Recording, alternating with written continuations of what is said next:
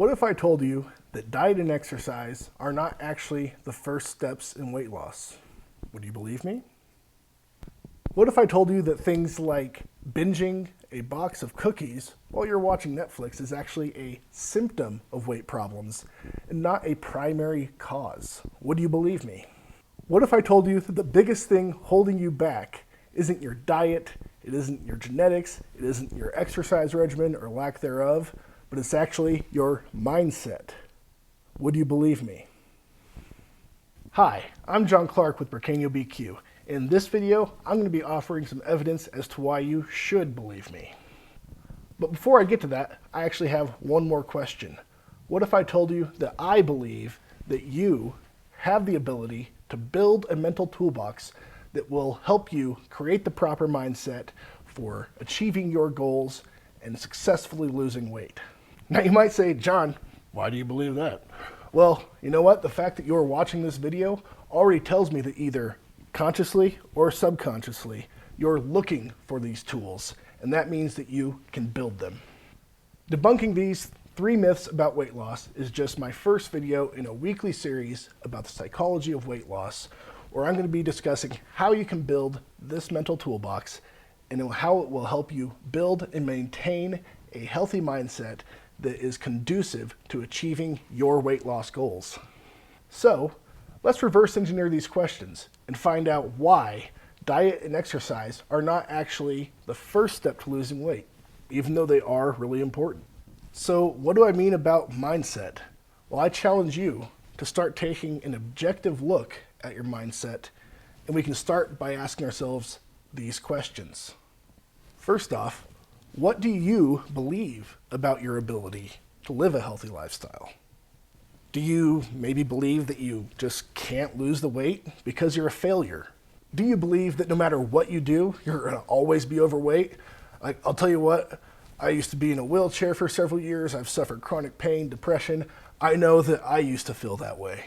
Do you maybe believe that you're not even worthy of being healthy? Do you believe that you are fat rather than that you just have fat? But no matter what your beliefs are, would you agree that your current behaviors are probably more often than not in line with your beliefs? And even further, that your beliefs can reinforce those behaviors, and in turn, your behaviors can reinforce those beliefs. Now, these are all examples of thought distortions. In this case, the tendency of the human mind to apply an exaggerated absolute value to your value as a person because of a behavior, rather than just simply looking at a behavior and saying, this is either constructive or deconstructive towards my goals. So let's take a deeper look and find out whether changing your mindset is a prerequisite to changing your ability to live a healthier lifestyle. Your mindset is a huge part of the answer to the question of why do we behave the way that we do? It's especially a big part of what's called behavior chains. Well, what's a behavior chain? Let's take a look at that. In layman's terms, a behavior chain is any set of internal and external circumstances which can influence a person's available choices and the decisions they make based off of those available choices. Let's take a look at an example of a behavior chain, like that box of cookies that we sometimes just want to binge eat, right? The first step in a behavior chain is a vulnerability. Something like a belief that I'll never be able to lose weight. Those negative beliefs that just nag in our minds sometimes. It makes us vulnerable. What does it make us vulnerable to? The second is an environmental trigger. Say after a long day at work, we sit down to watch some Netflix and we see a character eating a cake or something really delicious on the screen, and it makes us think about something. Thoughts are the next part of the behavior chain. In this case, maybe you think about that box of cookies in the pantry. Well, what happens next? The decision to get up and go and get that box of cookies from the pantry. And next, the action. We are sitting there paying attention to the show, not really paying attention to what we're even eating. It's like a autopilot thing, right? You start eating a few cookies, you say, I'll just have a couple.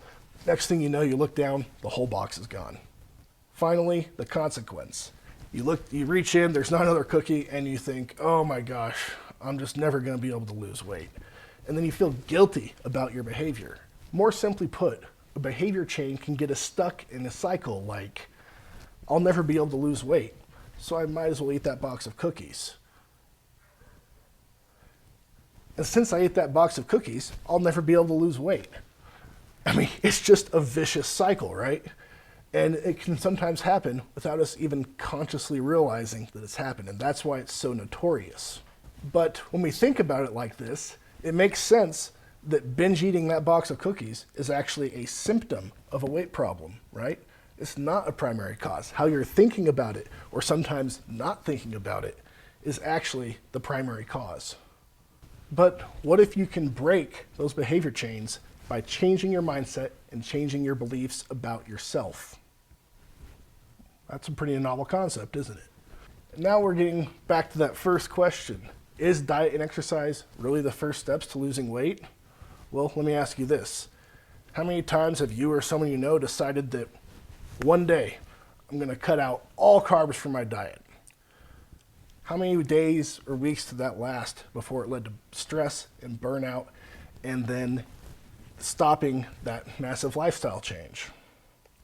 How many times has the fact that you couldn't maintain this crazy, massive lifestyle change all at one point led to stress and depression, and then reinforcing the belief that I'll never be able to lose weight?